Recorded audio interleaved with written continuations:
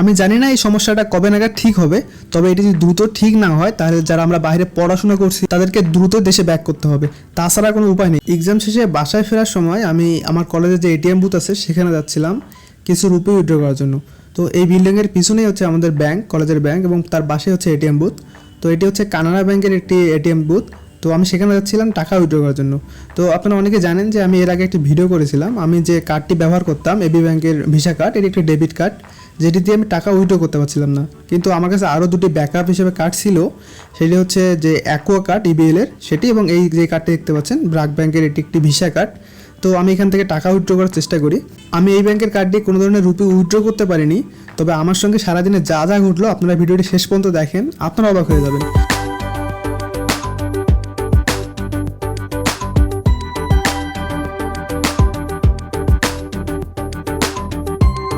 তো এখানে দেখাচ্ছিল যে আমার কার্ডটি ইনভ্যালিড, অর্থাৎ আনঅথরাইজড একটা কার্ড। তো আমি বাসায় ফিরি, বাসায় আসার পর আমার বাসার পাশে একটি এটিএম ছিল, আমি সেখানে যাই। এটা হচ্ছে ব্যাংক অফ বারোটার এটিএম বুথ। আমি রেগুলার এখান থেকে টাকা উইথড্র করি, কারণ এখানে যে টাকার রেটটা এটা অনেকটাই অন্যান্য যে এটিএমগুলো আছে তার থেকে বেশি পাওয়া যায়।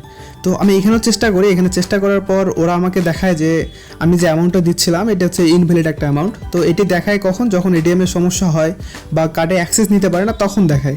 এটি আমার সঙ্গে এর আগে হয়েছে। তো আমি ভাবলাম যেহেতু এটা এর আগে হয়েছিল, আমি পাশের যে এটিএমগুলো আছে বা অন্যান্য এটিএম সেখানে চেক করে দেখি।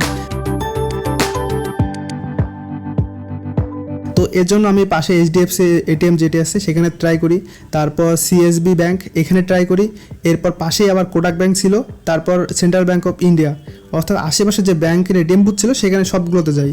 তারপর সর্বশেষ এসবিআইতে আসি। তো এসবিআইতে আসার পর আমার আশা ছিল যে এখান থেকে আমি উইথড্র করতে পারবো, কারণ এর আগে যে যখন আমি টাকা উইথড্র করতাম অন্যান্য যে এটিএমগুলো ছিল সেখান থেকে উইথড্র করা না গেলেও এসবিআই থেকে উইথড্র করা যায়। এখানে টাকার রেটটা একটু বেশি, ওরা একটু বেশি কাটে, কিন্তু এখান থেকে টাকা উইথড্র করা যায় এটা শিওর। তো এখানে আসার পর এখানেও আমি চেষ্টা করে দেখলাম যে না, এখান থেকেও টাকা উইথড্র করতে পারছি না। তো তখন আমি একটু খোঁজ খবর নেওয়া শুরু করলাম এবং জানতে পারি যে আমার যে সিম কার্ড, অর্থাৎ যে কার্ডে আমার ব্যাঙ্ক অ্যাকাউন্ট করা ব্র্যাক ব্যাংক, তো ওই সিমটা যেহেতু বাংলাদেশে আছে আমার কাছে কোনো মেসেজ আমি পাইনি। পরে জানতে পারি ওই সিম কার্ডে মেসেজ দেওয়া হয়েছে যে 24 তারিখের পর দেশের বাইরে যারা আমরা এই কার্ড ব্যবহার করছি, তো এই কার্ড দিয়ে সব ধরনের ডলার লেনদেন অফ করে দিয়েছে বাংলাদেশ ব্যাংক। তো আমরা এই কার্ড দিয়ে আর হচ্ছে ইন্ডিয়ান রুপি বলেন বা যারা অন্যান্য দেশে আছে তারা কোনো ধরনের ওই দেশের কারেন্সি উইথড্র করতে পারবে না ডলার ব্যবহার করে।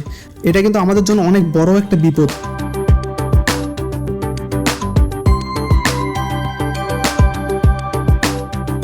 এরপর বাসায় ফেরার পথে আমি আর একটা এটিএম বুথ দেখতে পাই, এটি হচ্ছে ইউনিয়ন ব্যাংকের একটি এটিএম বুথ। তো তারপর আমি এখানে আরেকবার লাস্ট চেষ্টা করি যে দেখি ইউনিয়ন ব্যাংক থেকে টাকা উইথড্র করতে পারি কিনা। তো এখানে আসার পরও সেম অবস্থা, আমি এখান থেকেও কোনো ধরনের রুপি উইথড্র করতে পারিনি। এখানে একটা কথা বলে রাখি, আমি 2021 সালের শুরুতে ইন্ডিয়াতে আসি 50% স্কলারশিপে আমার বিটেক করার জন্য। তো 21 সালের শুরুতে তখন আমি বাসা থেকে টাকা নিতাম সম্পূর্ণ, কারণ আমি তখন ফ্রিল্যান্সিং করতাম না। তো যার কারণে আমাকে বাসা থেকে টাকা নিতে হতো। তো আমি যখন 10,000 ইন্ডিয়ান রুপি উইথড্র করতাম আমাকে বাসা থেকে সর্বোচ্চ হলে 11,500 টাকা নিতে হতো। তো এর কমই কাটতো, 300 থেকে 500-র মধ্যেই টাকা কাটতো। তো তারপর 2022 সালে টাকা রেটটা একটু বেড়ে গেল, 22 সালে বাড়ার পর 23 সালে শেষের দিকে এখন বর্তমানে আমি যদি 10,000 ইন্ডিয়ান রুপি উইথড্র করতে যাই, আমাকে লাস্ট 4 দিন আগে যখন আমি উইথড্র করেছিলাম আমার টাকা কেটেছিল 15,000 টাকা, অর্থাৎ আমাকে প্রায় 3,500 টাকা বেশি দিয়ে টাকা উইথড্র করতে হচ্ছে। তো সেটি 15,000 হোক আর 20,000 হোক আমাদের টাকা উইথড্র করতে হবে, কারণ আমাদের এখানে যেহেতু আমরা দেশের বাইরে আছি আমাদের চলতে হবে, আমাদের সেমিস্টার ফি দিতে হবে, আমাদের হাত খরচ রাখতে হবে। তো যত টাকার মূল্য হোক না কেন ডলার আমাদের কিনতেই হবে। কিন্তু আজকে আমি কোনোভাবেই কোনো ধরনের এটিএম বুথ থেকে টাকা উইথড্র করতে পারছিলাম না, কারণ আমি অনেকের কাছে শুনতে পারলাম যে অন্যান্য যে ব্যাঙ্কগুলো আছে অর্থাৎ ইসলামী ব্যাংক, তারপর হচ্ছে সিটি ব্যাংক, ওই ধরনের ব্যাঙ্কগুলোতেও বাংলাদেশ ব্যাংক থেকে এই ডলার লেনদেন এটা অফ করে দেয়। তো যার কারণে এই কার্ডগুলো ব্যবহার করে আমরা কোনো ধরনের টাকা উইথড্র করতে পারবো না। আমরা যারা দেশের বাইরে পড়াশোনা করছি বা যারা চিকিৎসার জন্য দেশের বাইরে আসেন বা যারা ট্যুরিস্ট ভিসায় এখানে ঘুরতে আসছেন, সেটা ইন্ডিয়া হোক বা বিশ্বের অন্যান্য যে কোনো দেশ হোক, যারা শুধুমাত্র কার্ড নির্ভর যে আপনারা ব্যাংকের কার্ড দিয়ে টাকা উইথড্র করবেন বা ডলার উইথড্র করবেন বা ওই দেশে কারেন্সি উইথড্র করে আপনারা খরচ করবেন, তারা ভয়াবহ একটা বিপদের মুখে পড়ে গেছেন। কারণ এই কার্ডগুলো ব্যবহার করে আমরা কোনো ধরনের উইথড্র করতে পারছি না, তারা সব ধরনের উইথড্র বন্ধ করে দিয়েছে।